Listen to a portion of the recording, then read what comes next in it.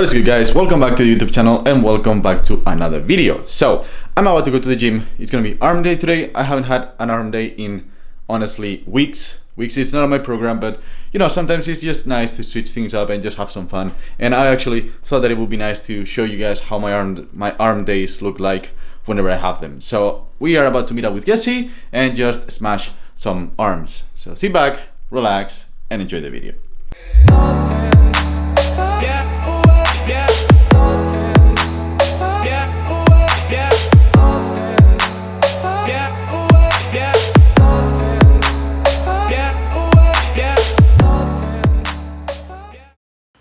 Alright guys, so welcome back to another workout commentary. Arm day today. It's not a workout that is on my plan, but sometimes it's good to just switch things up and have some fun. Anyways, arm day. Starting off with biceps. Biceps are the smallest muscle in your arm. You need to remember that triceps make up to 3/4 of your arm. So if you really want to have big arms, it's going to be all about the triceps and not that much about the biceps. But for me, my biceps are my weak point. I really need to work on them, and I really need to put a lot of effort and intensity when I train them. So that's why I am training them first. So that's tip number 1.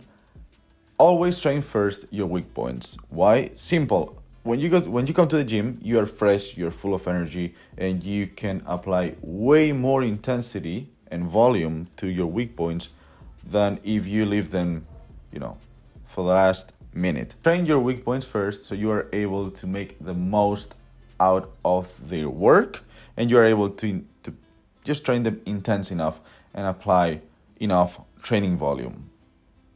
Now, tip number 2 with both biceps and triceps is play with different angles so you hit all heads with the same intensity and volume. So biceps, supinated grip is gonna work more on the inner head, while the pronated or even neutral grip are gonna work more on the brachialis and the outer head. So just make sure that you do at least one exercise for both. Now, when it comes to volume, I recommend you guys to at least hit around 15 working sets per week. 15 for biceps and 15 for triceps, because since they are small muscle groups, they don't really need that much volume to grow, and around 15 sets per week should be more than enough. And as for the rep ranges, just stay at the ideal hypertrophy rep range, which is pretty much around anywhere between 8 and 15 reps per set.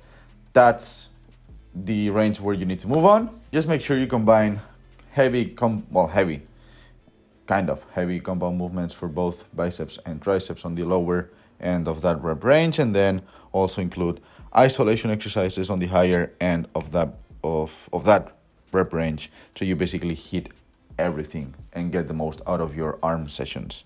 Now, as for triceps, any exercise that involves an overhead movement is going to put more emphasis on the long head. Any reverse grip exercise is going to put more emphasis on the medial head, and the rest will pretty much put more emphasis on the lateral head. As always, they are all triceps exercises, so they will work the entire triceps, but the emphasis will rely on a different area depending on the angle. So just like I said for biceps, make sure you hit all angles so you put the same amount of emphasis on all heads. And as I said at the beginning, if you want big arms, you need to focus on triceps. Once again, your triceps are up to 3/4 of your arm, so it doesn't make any sense to actually focus on biceps and do thousands of curls at the gym when the key for big arms are the triceps. So just like with the biceps, triceps, try to hit all angles and try to play with all rep ranges and all working loads, moving from more kind of like compound movements to more isolation movements. Here we did close grip bench press, really good contractions for the triceps, followed by overhead dumbbell extension. One of my favorites, even though I'm kind of feeling some sort of, I'm not going to say pain, but definitely discomfort on my elbows. We'll definitely get that checked. We also did rope cable pushdowns, which is definitely my favorite my all-time favorite tricep exercise. And we just finished up with some unilateral reverse grip cable pushdowns for the medial head, because I always call it the forgotten head, because no one really, it's like the rear delts, people tend to forget about it. Anyways, I think that's it for the workout, guys. Just keep it simple, focus on the triceps, play with different angles, provide them with enough weekly training volume, and just be patient and they will grow. Done for the commentary. I will see you guys in the next clip.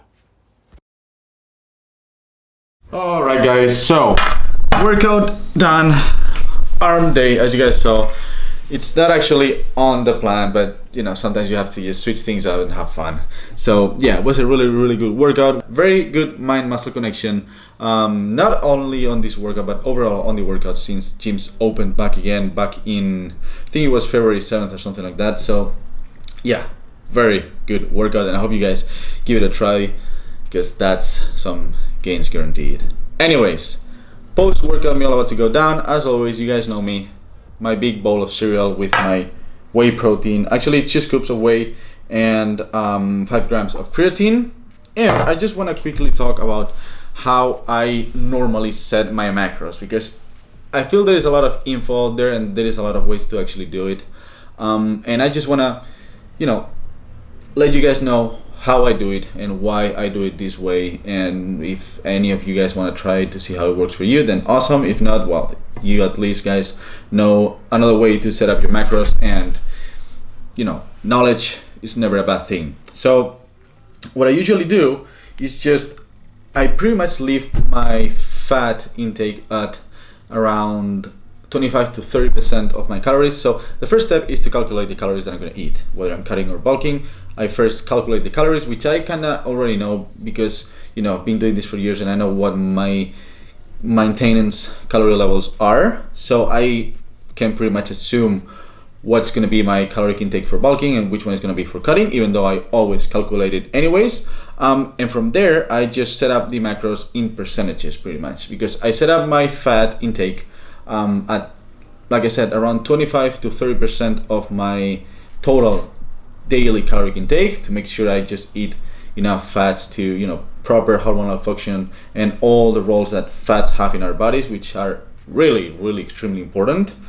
So yeah, just making sure I get enough fats in to make sure my hormonal system is always working at its best, and just overall health. Then proteins, I usually set them at around 2.5 to 2.8 grams per kilo of body weight, which means that I'm usually around 180 to 200 grams of protein per day, and the rest of the caloric intake is carbs for me. So proteins usually stay at the same rate year round, and then I just play around with carbs and fats, increasing and lowering the amounts depending on what phase I'm in. So as you guys know, I don't overcomplicate things, because things are way easier than we usually think they are. So yeah, that's pretty much why I always set my macros the same way, because one, it works for me, and two, it's just that simple. So when it comes to setting macros for you guys, whether you're cutting, bulking, you want to improve your performance, strength, lose fat, I don't care, whatever it might be,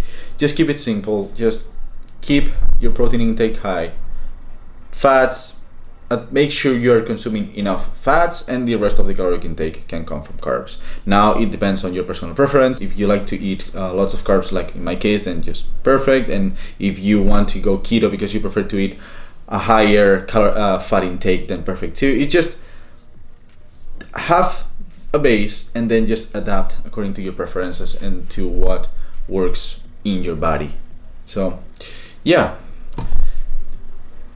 stuff is simple, man. It's just that simple. People tend to overcomplicate it, and I know that out there's a lot of information on how to properly set your macros up according to science, and some people say this stuff and some other people say the opposite. Just listen to your body, keep your fat intake high, protein intake high, make sure you're consuming plenty of fats to make sure your health is at its best, and so is your hormonal system, and then just the rest, let them come from carbs if you want, because well, carbs are energy. So it's just that simple. There's no need to overcomplicate stuff. So yeah, this is gonna be it for today, guys. I know this was kind of like a chill video, but you know, sometimes it's good to just have one of these, like just chill and talk to you guys about, you know, share my thoughts and talk about stuff. And I really enjoy making them, and I hope you guys enjoy watching them too. So yeah, I'm gonna smash my post-workout meal and just keep working for the rest of the day. So I hope you guys enjoyed the video. As always, don't forget to leave a like, and don't forget to join the family if you haven't already. Thank you so much if you do, and I'll see you in the next one.